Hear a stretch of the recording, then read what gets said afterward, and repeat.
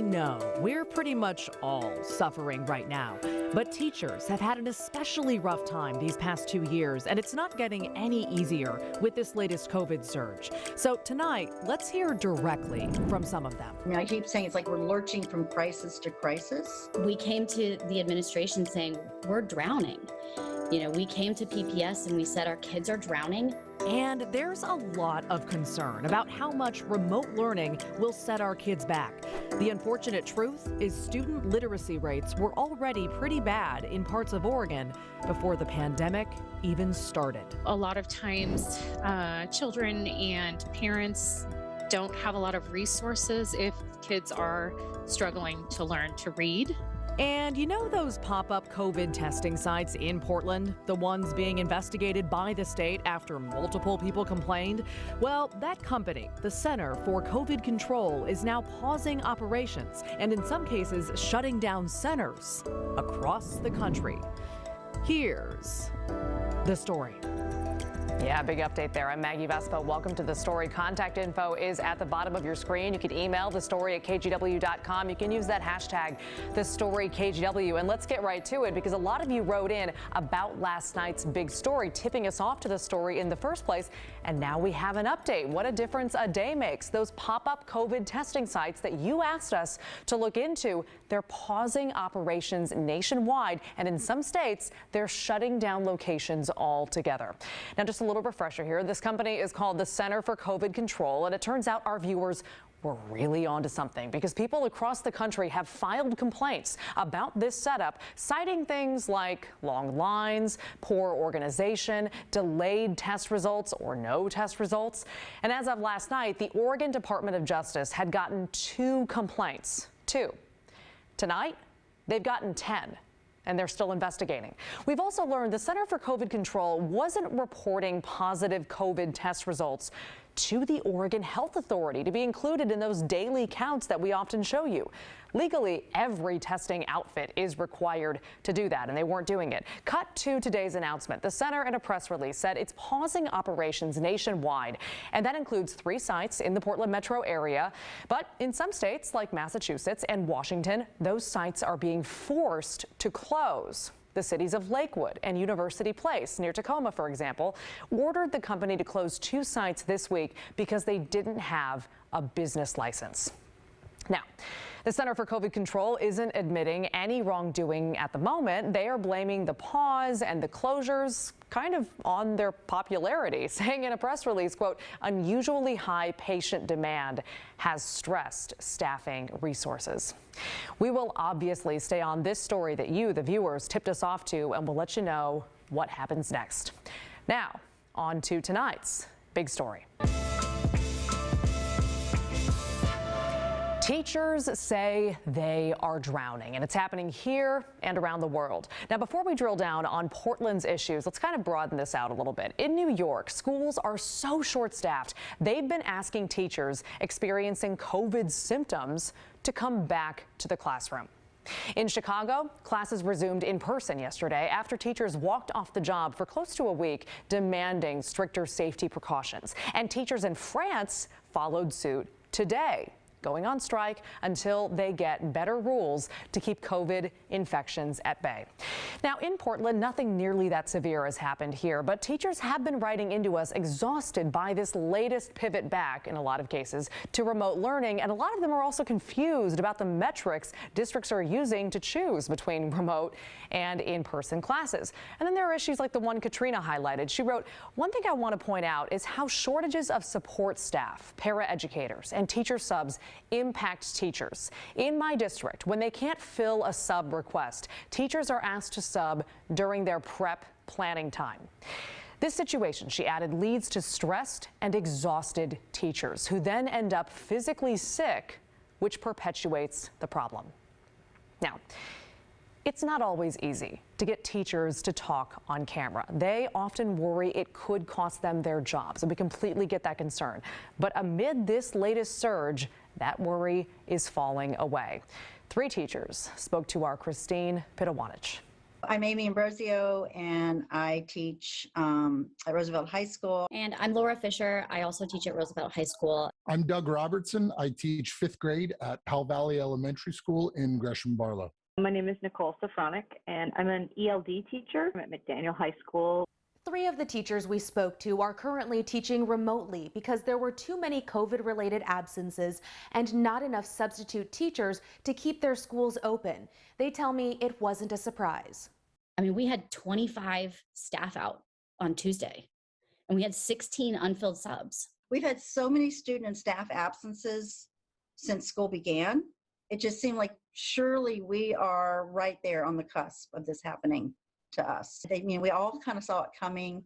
I just wish there'd been more planning in advance so that we're not scrambling like we are today. It's just we don't know what's going to come next.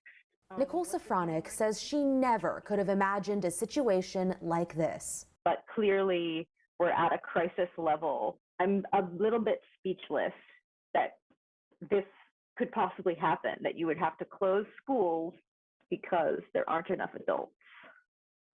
Things have just been so reactive. It's just, I keep saying it's like we're lurching from crisis to crisis. And it's all taking a heavy toll on teachers and students alike.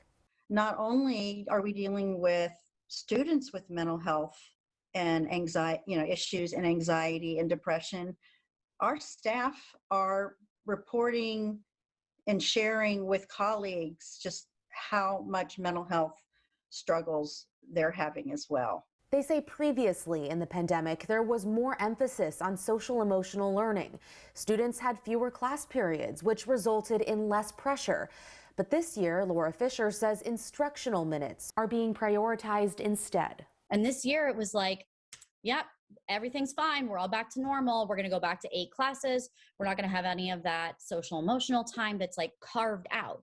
And so then teachers are put in a position of saying, I know this is what students need, but also I'm not trained as a social worker. There's been this huge pressure to somehow get kids caught up because the belief is that kids are behind academically. And there are real concerns about a loss of learning, but they say the strategy right now isn't working for kids. Students are acting out or not showing up at all. Teachers are stretched thin, stepping in to help colleagues cover classes without substitutes. We came to the administration saying, we're drowning. We came to PPS and we said our kids are drowning. And now in this latest COVID surge, teachers are at their breaking point. We know what amazing student support looks like. And when you can't do it, and it's because you're under-resourced, it stabs you in the heart. I love teaching, and I'm one of those 1,000 teachers that thought about leaving. This is my whole heart, and everything that I love about teaching nourishes my mind and my soul. In the Gresham Barlow School District, Doug Robertson knows the feeling. Up until this year, I have always been a person who was like, I will never leave. I love teaching. There's nothing else I would rather do. And this is the first time when I'm like, I get it. I understand. We're seeing people leave at alarming rates. He's on unpaid leave, not teaching in person on the advice of his doctor. I would be teaching from home, but we were never given the chance to do an online option. So I had to make a choice between my health and my students. I have a 2-year-old who is immunocompromised. She has a heart defect. He says it's frustrating that safety protocols don't seem to add up. He says educators are only meeting virtually, even if they're masked and vaccinated. Why is it safe to pack 35 kids into a classroom right now? Teachers right now at their wits' end, trying to juggle safety and mental health issues, all while trying to do their jobs with fewer resources and less time to do it. It's a slow-moving train wreck that we've seen coming all year long. Okay, Christine Pittawan is joining us now. So Christine, speaking of Portland schools specifically, a lot of them are going back to online learning because of, frankly, very low staffing levels. And now we're seeing pushback from the district. Yes, in fact, earlier today we received a letter from the head of Portland Public Schools HR. We got a chance to look at it. It was sent to teachers, and it said some last-minute teacher absences were, quote, concerning. In part, it said, we are getting regular reports of educators being asked by colleagues to call in sick with the intention of causing the district to close schools. It is unlawful for educators to participate in any sort of coordinated action, to be absent for anything other than a legitimate reason under district policy. Okay, so definitely not mincing words. Have you gotten a response from the teachers union at this point? Actually, the Portland Association of Teachers did issue a response earlier this afternoon to that district letter. They say PPS is, quote, out of touch with what's happening in our schools. And as for that accusation that teachers would call in sick in order to cause a closure, well, the Association of Teachers says that is off base, demoralizing to all educators, and an insult to our profession. So yes, Maggie, absolutely not mincing words, and a really, I think, heightened state right now with so many people anxious and really just on edge. Yeah, definitely those tensions are escalating. All right, Christine Pitawanich for us. Christine, thank you. Now, we know the problems teachers are facing in school have a direct impact on our students. And at this point, it's not clear just how much the pandemic has put kids behind. But what we do know is that Oregon already wasn't doing great in areas like reading. In 2019, less than 47% of all third graders were reading proficiently, and that number was higher among white students but lower for Black and Hispanic students. Economically disadvantaged kids also scored lower. This was, again, before the pandemic. The state doesn't have great data on reading scores from the last 2 years because a lot of kids skipped standardized tests. Now, all that being said, we spoke with Rhonda Fritz, an associate professor of education at Eastern Oregon University, about why learning to read is so important for young kids. We know that for kids who don't achieve reading success early in elementary school, they don't have great outcomes. There's, everything from underemployment to dropping out of high school to even getting involved in activities that they shouldn't be getting involved in. So it can have a really devastating effect long term. But even in the short term, it is such a hard thing for kids socially and emotionally. And there's really some trauma involved with not being able to read well.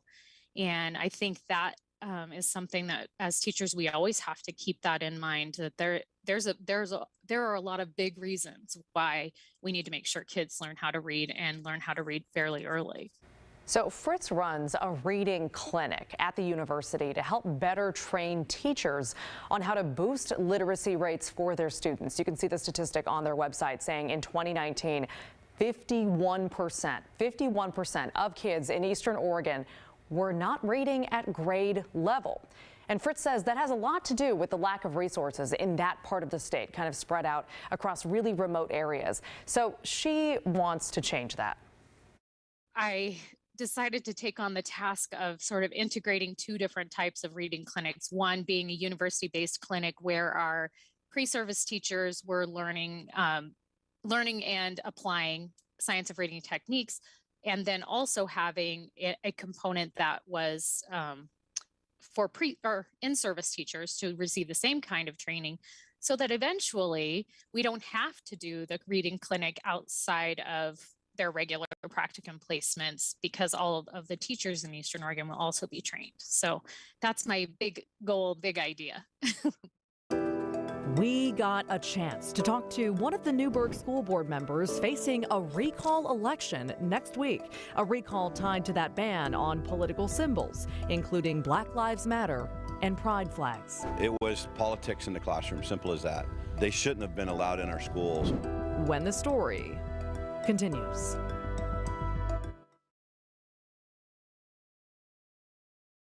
Welcome back. Keep sending in those questions and comments to the story at kgw.com or use that hashtag, the story KGW, on Twitter. Now, on the list of things we don't have to tell you, mail-in voting is a time-honored tradition in Oregon. But every election, we hear from people who frankly, failed to mail their ballots on time. Well, procrastinators rejoice, okay? A new law could make your lives easier. Now, your ballot will get counted as long as it's postmarked by Election Day. And the first election in Oregon that'll play out with that new law in place, the NEWBERG recall. We've been following this race closely here on The Story. Voters have until Election Day, Tuesday, to send in their ballots and decide whether to recall 2 members of the NEWBERG-Dundee School Board, Chair Dave Brown and Vice Chair Brian Shannon. They started getting attention last summer when they led an effort to ban Black Lives Matter and LGBTQ pride flags in schools. They then broadened that out to ban all political symbols from classrooms in Newberg. Still, the ban sparked protests. It sparked threats of lawsuits. Kids walked out of school. The superintendent lost his job, and it led to this recall campaign. Now, we've been asking to talk to both men for months, and today, Chair Dave Brown agreed to meet with our producer. So we asked for your questions for this meeting, and Chet sent one. He wrote, "When you talk to the chairman of the NEWBERG School Board," he wrote, "please ask him why being against racism is political."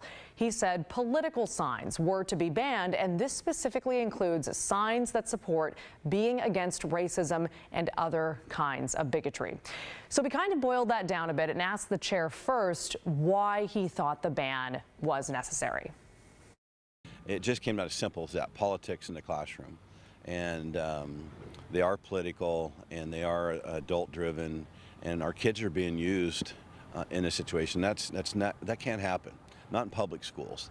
And we made that decision solely based on politics, because if we keep going down this road, if we lose this recall, then you're going to have to see every flag in every classroom, and that means every flag from both sides of the spectrum, and that's not what kids need. That's not what our schools need. I think that's the argument that's been made by a lot of people, that the initial ban was specifically for BLM and pride flags. Why those 2 things specifically? Those are the ones that were hung up. Those were the first 2. And again, NRA, Fellowship of Christian Athletes, just a Biden flag, a Trump flag, you name it. If we go down this path, we have to go down this path all the way. And people will do that. You know, there's going to be people on both sides who are going to want their flags in there then, and again, it's not about education or the kids then, it's about what adults want. And so they shouldn't have been allowed in our schools. So throughout our coverage of this story, we've heard a lot from students and parents from the BIPOC and LGBTQ community who say that the ban hurt them, and they've told us they don't feel safe in NEWBERG schools, and the displays helped them know which staff members they could turn to. And we have seen disturbing incidents of racism in NEWBERG schools in the last few months. A student participated in a virtual slave trade, offering up his Black classmates to be auctioned, and a staff member showed up to another school in blackface. So we asked Chair Brown if he thinks systemic racism is happening in NEWBERG. I'm really disappointed in adults who push this, and I know it has been because I've talked to the parents, I've talked to kids. Do kids experience some of this stuff? Absolutely. It's been around since I was a kid, but again, we have lots of different things that happen to our students every day at school, and going to high school is rough. Middle school is difficult. I think anybody that went through those, if you sit back and just contemplate what you went through at that level, it's a tough time to get through. And I'd like to see adults again take a big step back and stop trying to make all these things the highlight, and just get back to focusing on helping the kids get through the day. We talked a lot more with Brown about the superintendent being fired and the financial impact of that decision, about accusations that he violated public meetings laws, and how he says religion plays into his role as a school board member. You can watch the entire interview on our KGW YouTube page. Well, still ahead, we don't have to tell you twice just how hot it was in Portland last year, specifically last summer. We all lived through that historic heat wave, so it shouldn't come as much of a surprise that it was pretty hot around the rest of the world as well. And a NASA climate scientist has a lot to say about what this means amid the climate crisis. When the story continues. Welcome back. We want to take some time now and point a spotlight at our climate crisis, the same one fueling more and more extreme natural disasters like the historically severe wildfires we've seen these last few years and this summer's record heat wave that killed close to 100 Oregonians. Now, scientists have stressed to us that you can't judge the status of the climate crisis as a whole by one or two weather events. You need a larger sample size gathered over a longer period of time. So we talked to a climate scientist at NASA about their latest findings out today for the planet as a whole. What is the big headline of these most recent findings? The big headline coming out is that NASA and NOAA teamed up and concluded that 2021 was the sixth warmest year on record, basically tied with 2018 in that place. But one of the things that's most significant to scientists like me is that the 8 past years, the 8 most recent years, have been the 8 warmest years on record that goes back over 150 years. So this really dramatic warming that we've seen over the past decade, that continues, and we see more evidence of that in 2021. Really what we've been concerned about for many years and are now seeing play out is that all of that heat that's trapped in the atmosphere by greenhouse gases, that's fuel to many of these extremes. That's fuel to prolonged heat waves, that's fuel to drought, in places like California, Colorado, which can lead to these record-breaking wildfire seasons that we're seeing. And in other parts in the eastern US, we're actually seeing, more intense rainfall, more intense storms. So this is really some of the reasons that, we're so concerned about the impacts of climate change in our local communities. And you're totally right that these, these very, very intense heat waves that you guys experienced and suffered through are incredibly damaging because we see many people, they're not prepared for this kind of heat. The houses aren't built for this kind of heat. The infrastructure is not built for this kind of heat. So when you start to throw that into places that aren't expecting it, you see these dramatic and unfortunately deadly effects. Yeah, effects that we've seen here in Oregon, as she said, in person. And that point driven home, our team decided to ask an admittedly kind of cliche TV interview question, but frankly, it was one that we felt like was warranted. Is this just a dire headline and a dire message being delivered? Is there, not to be, Pollyanna about it, but is there any reason from your end to be hopeful or to think that this is still something that can be turned around, especially realistically, like given the conversations that we are having as a society? Yeah, it's a really good question. I think this is what people are asking a lot. And I would say I don't consider this dire, but I consider it serious and urgent. So I hope people, there is a real thing about stress and anxiety. I don't want people to feel stressed. I don't want people to feel anxious, but I hope they feel motivated to take action and to do so quickly. I think there are some reasons for optimism. Look, we know what the problem is. We know the problem from this is that this warming is caused by greenhouse gas. That's caused by emissions from human activity. So even though it's difficult, we know what the problem is and we know how to address it. And we're seeing examples all across our community at local scales. Cities in some cases are being very proactive at reducing emissions. I know there's places in Oregon where you guys are being proactive in banding together to reduce emissions. So there is some hope, but there's also reasons to understand what's going on and be concerned. All right. Keep sending in your questions and your comments to the story at kgw.com. We're going to finish the show next. Pick up your phone, follow us on Twitter at The Story KGW, or email thestory@kgw.com. That does it for this show. Laurel Porter is standing by with the